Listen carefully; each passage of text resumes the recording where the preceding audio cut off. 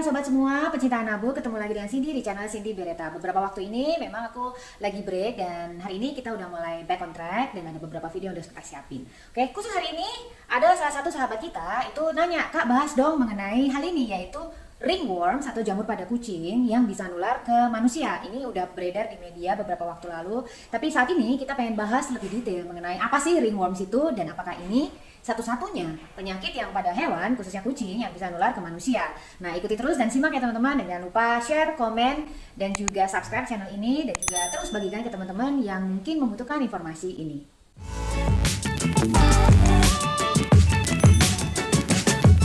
Ringworms teman-teman itu adalah sejenis infeksi jamur pada kulit, rambut, dan kuku ya. Dan penampakannya itu ruam-ruam merah pada kulit yang berbentuk lingkaran bulat gitu yang seperti cincin. Tapi walaupun disebutnya ringworms, penampakannya itu kebanyakan seperti cincin, tapi nggak selalu berbentuk seperti lingkaran bulat cincin gitu ya teman-teman. Dan ini adalah infeksi yang disebabkan bukan oleh cacing, tapi oleh jamur dermatophytes. Pada kucing, Microsporum canis atau M. canis itu adalah salah satu jenis tipe dermatophytes yang paling sering menyebabkan ringworms pada kucing, dan juga ini bisa menular ya ke domesticated pet lainnya, misalnya kayak anjing dan bahkan manusia. Dan dua jenis lainnya yang seperti tertera di layar ini adalah Microsporum gypseum dan Trichophyton.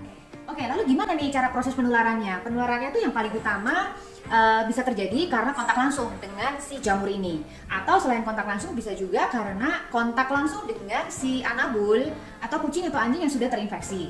Kemudian yang ketiga bisa juga karena menyentuh permukaan atau benda-benda yang sudah terkontaminasi oleh si jamur tentunya. Dan yang terakhir itu yang paling utama adalah bisa juga terinfeksi ya, potensi untuk terinfeksi jika kalian berada di dalam ruangan yang terekspos oleh spora dari si jamur ini dalam jumlah yang banyak. Spora si jamur ini ya teman-teman itu bisa dorman dalam jangka waktu yang panjang, bisa hitungan bulanan, tahunan, bahkan ada di jurnal medis yang saya baca itu dia bisa bertahan sampai 2 tahunan loh. Demikian teman-teman, anjing atau kucing yang ada kontak langsung dengan binatang yang terinfeksi, atau bahkan kita yang nggak tahu, kita membelai-belai atau pegang-pegang anabul yang terinfeksi oleh ringworms ini, belum tentu langsung akan tertular oleh penyakit ringworms ini. Jadi teman-teman, kondisi imunitas tubuh kita itulah yang paling menentukan. Apabila kita tuh dalam keadaan yang fit, kuat, kemudian dalam keadaan yang sehat, lalu juga usianya masih muda, anabul kita itu mungkin saja tidak tertular. Tapi kalau misalnya mereka kondisinya memang lagi drop imunnya, kemudian lagi nggak sehat, nggak fit, kemudian juga udah usia lanjut, atau bahkan lingkungan di sekitarnya itu memang sangat lembab sehingga spora jamur itu dalam jumlah yang banyak berada di lingkungan itu, bisa jadi kita tertular oleh jamur ini. Cara mendeteksi dan mendiagnosa untuk penyakit ringworm ini ternyata nggak mudah teman-teman, karena kadang-kadang ruamnya itu kelihatannya sangat mild ya, jadi nggak terlalu parah, nggak kelihatan banget lah, dan juga bahkan nggak ada ruam sama sekali. Contohnya misalnya pada kucing-kucing yang bulunya panjang atau pada anjing yang bulunya panjang, itu bisa jadi nggak kelihatan bahwa ada ruam-ruam di kulitnya, tapi sebenarnya dia udah kena ringworm dan dia potensi untuk nularin anabul yang lain. Di beberapa kucing itu kalau penampakannya jelas atau kelihatan tuh kelihatannya kayak gini nih teman-teman, ada kayak ruam-ruam merah, penebalan pada kulit, kemudian terus kelihatan ada kayak lingkaran gitu ya, atau bisa juga dia itu di bulu-bulunya itu kelihatan pipak atau rontok di bagian yang terkena jamur itu. Dan biasanya jamur ini tuh kelihatan juga di bagian dada, kemudian di kepala, kemudian di punggungnya gitu ya, di punggungnya si kucing, dan kaki atau di dekat kukunya gitu, jadi di area-area sekitar situ. Untuk mendiagnosa, salah satu yang bisa dilakukan adalah dengan menggunakan lampu woodlamp teman-teman, atau lampu ultraviolet. Jadi pada kasus-kasus tertentu, kalau kita taruh ya di bawah lampu ultraviolet, maka si yang terinfeksi oleh jamur itu tuh bisa glow in the dark kayak yang digambar berikut ini teman-teman.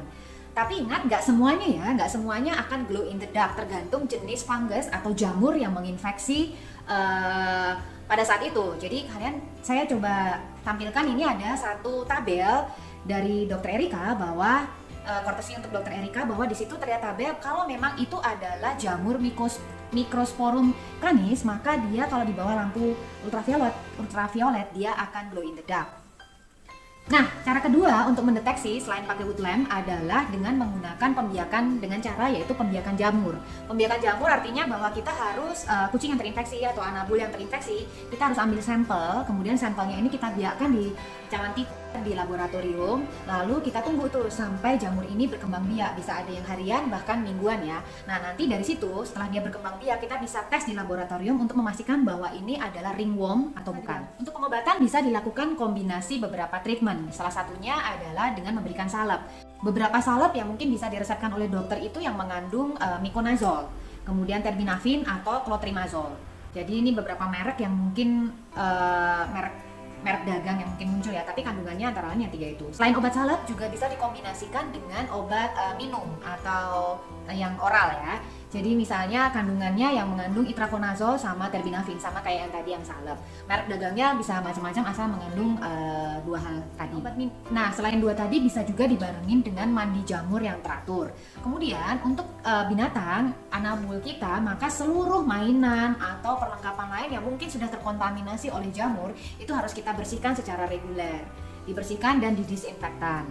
Oke, kemudian kalau misalnya kita punya beberapa anabul di rumah, jangan lupa untuk dipisahkan teman-teman. Jadi yang memang udah terkontaminasi atau udah tahu ketahuan dia sakit, maka dipisahkan tuh dengan anabul yang sehat supaya mengurangi potensi untuk terjadinya transmisi. Dari seluruh treatment pengobatan yang paling penting yang harus diingat adalah setiap individu baik manusia ataupun hewan itu mempunyai kondisi tubuh yang berbeda-beda dan juga respon terhadap obat yang diberikan itu juga berbeda-beda teman-teman. Jadi ada yang cepat sembuh nih, dikasih beberapa hari, seminggu, 2 minggu tuh jamurnya udah hilang. Tapi ada juga yang membutuhkan waktu lebih dari seminggu, 2 minggu, bahkan ada yang bulanan. Dan ini penting untuk diingat karena sifatnya ini jamur ya, dia gampang untuk relapse atau kambuhan. Kalau misalnya kita nggak ngobatin secara tuntas, maka kita berhentiin obatnya, nanti jamurnya bisa balik lagi.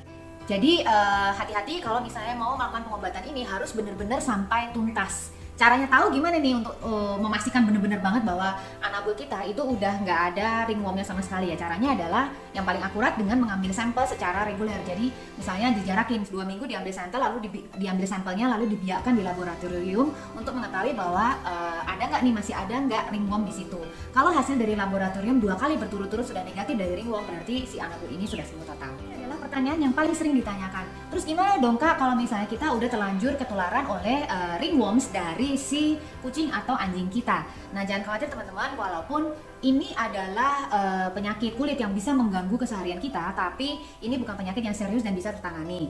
Dan biasanya yang paling rentan itu adalah anak-anak kecil atau orang-orang dewasa yang mempunyai daya tahan tubuh yang memang imun sistemnya itu rendah ya, daya tubuhnya rendah atau lagi ngedrop lah. Nah, itu gampang untuk ketularan. Jadi kalau misalnya kita kuat, imun daya tahan kuat, juga nggak perlu terlalu khawatir.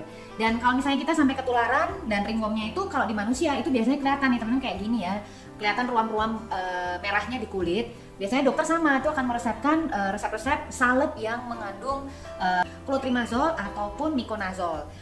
Nama-nama merek dagangnya itu yang mengandung 2 zat tadi itu biasanya antara lain Fungidem atau Bikutan. Kemudian ada juga Lotrimin dan Niselex. Rata-rata pengobatan yang dilakukan untuk manusia tuh 2-4 mingguan itu udah bisa sembuh ya.